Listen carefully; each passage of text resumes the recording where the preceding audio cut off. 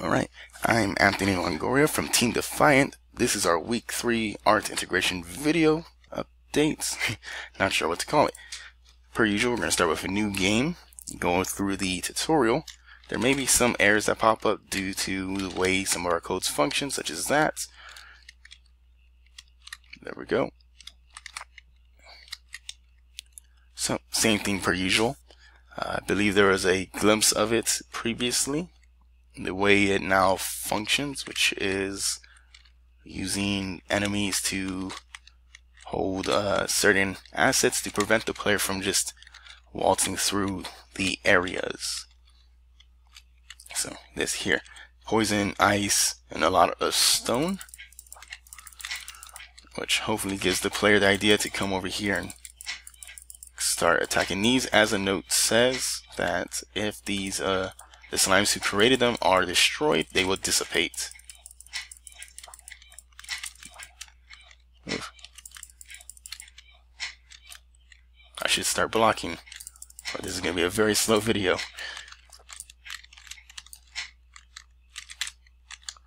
Oh, spider dropping all those fruits. I am still almost dead. There we go.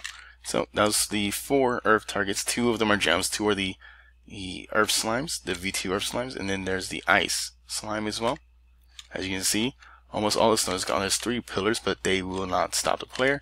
All that's left is the poison fields, which will not stop the player, but it will do damage to the player if the player takes so long to get through it. Oh, poison damage got me in the end. We can switch over to magic.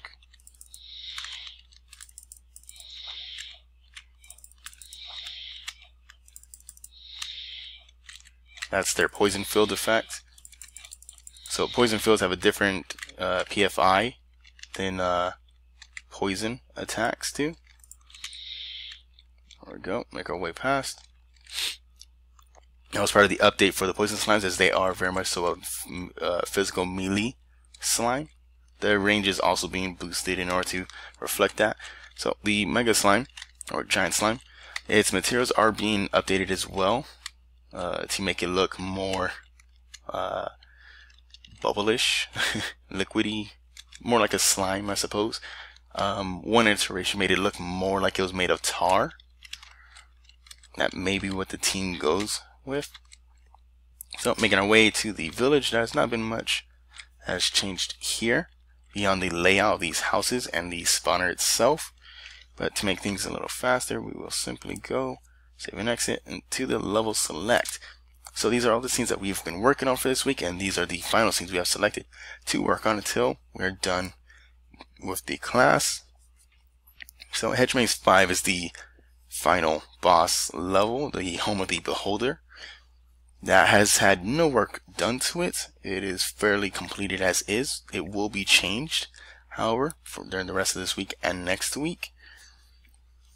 So our focus was mainly on these 5 levels. The village was being updated, but that was during this recording itself. It was being updated with the newer houses, which are visible in these 2 scenes. However, this scene has the older materials placed on them and only one type of house. It has 2 bosses in it. Let's see, I'm just going to do this since we've already gotten the walkthrough of the tutorial. It'll be faster this way, because we do have a large amount of assets to go through. So here's the squire. He will be using the player character's model, I believe, of different material on it. And so once you walk in, you trigger his fight. It says the something squire. I cannot remember for the life of me. But once you do, these rocks will be, the space between these rocks will be filled in with more blocks.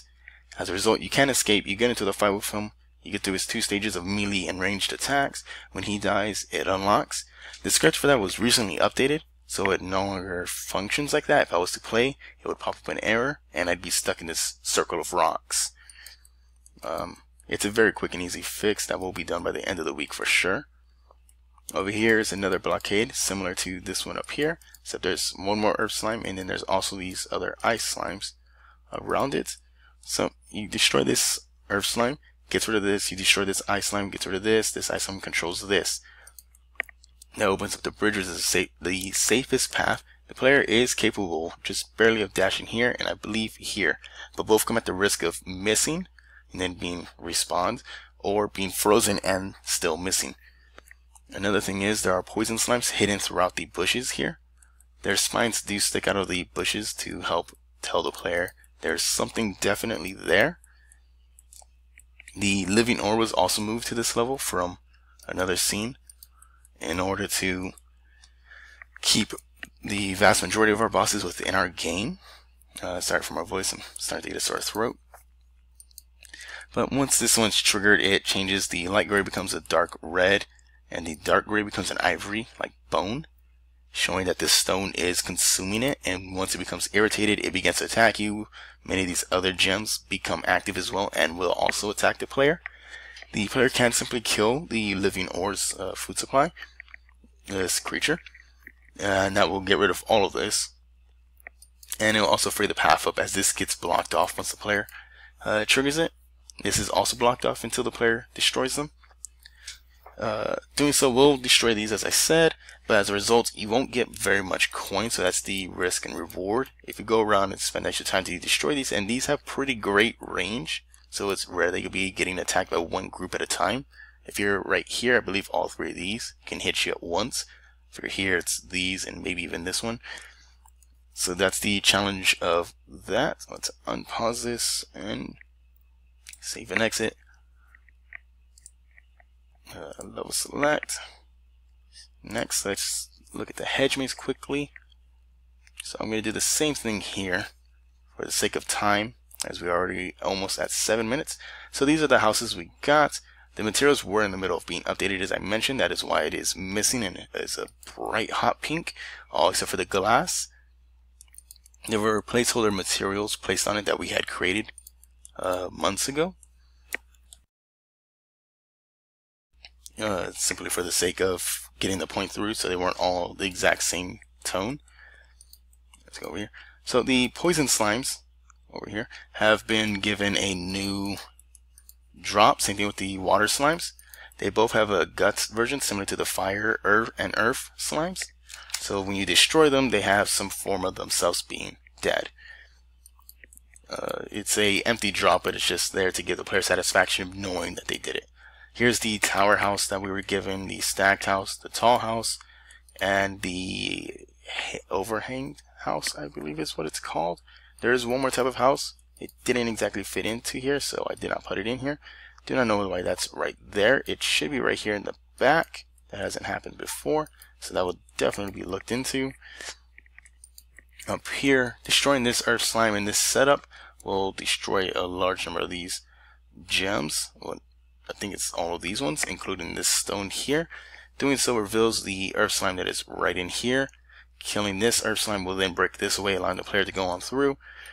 They have to pass over these planks and risk falling to this pit while possibly killing these slimes. Once they reach over here, it becomes locked off, and the large mimic, which is over there, and will begin that fight. Once it's destroyed, the path will open back up. There's a shopkeep over here. These little barricade pieces will actually do damage as well to enemies. These are the scarecrow assets that our team added in. That's for the player to get a chance to test their weapons when they buy them. That, for the most part, is all the assets that have been added to this scene. Alright, 9 minutes now. Let's jump into the lava mine. Oh, no, the survival dungeon would have been a better choice. Okay, so I'm going to do it again here because this is a very large level and we are almost out of time. So one change that's been made here is these fences placed throughout the level, as you can see to a degree, such as all right here, up here. By coming in here and destroying certain enemies, you will destroy the fences. That's part of the update that we're making to the slimes as well. This is the goblin version of that. The Bone Daddy boss has been added over here. The player will be trapped into this region with them until they defeat them. Up here is another boss-like creature. It's not quite a boss, but it is a stronger version of the fire elementals that are throughout the level. Defeating this one will open this up so the player can continue on with their quest, making our way all the way around here, evading all these traps, the goblin archers and these other goblin camps, as well as this log, spiked log, and dashing across these gaps. The player will then be faced with the second to last primary boss, the Earthen Golem. By defeating this, they will then unlock this final gate so that they can then go back to the village and clear one more house of its contaminated portal and everything. That's sort of the cheap story we came up with. So the final thing to show would then be the survival dungeon. There's the Hedge Maze 5, the final boss scene. I will be showing that next week, however, or someone on our team will at least. Oof. So let me click onto this so I can zoom in quickly. There we go. Not much has been added here recently. The newer checkpoints have been added in, and the enemies have been getting touched up for their damage. Plague rats were added into this scene. Unlike the normal rats, they do less damage, have less health, but also will possibly spawn the rat swarm, which is a group of smaller plague rats. Here is one of the assets that we got from our art team this week, the large or giant spider. It's been moved to this scene, replacing the crazed prisoner. The animation for this one, similar to the golem, is being added in, as it was worked on beforehand. Same thing with the player. The player's animations are being worked on and will be added in by next week. It's we're close to being in the middle of the week right now, so. But they should be done by the end of this week for the most part. And that's just about it. The update to our slimes, their loot drops, their behaviors, the new houses that we're getting that are slowly being implemented in as their triggers are made so that the player can always see around them. The 2 new boss creatures that we've gotten, the updates to various materials and enemy behaviors, as well as the player updates. The newer player weapons will also be getting added in, such as the swords and bows and staffs as well, and the books, as well as their animations. So that's just about it for this week. Thank you for your time, and see you next week.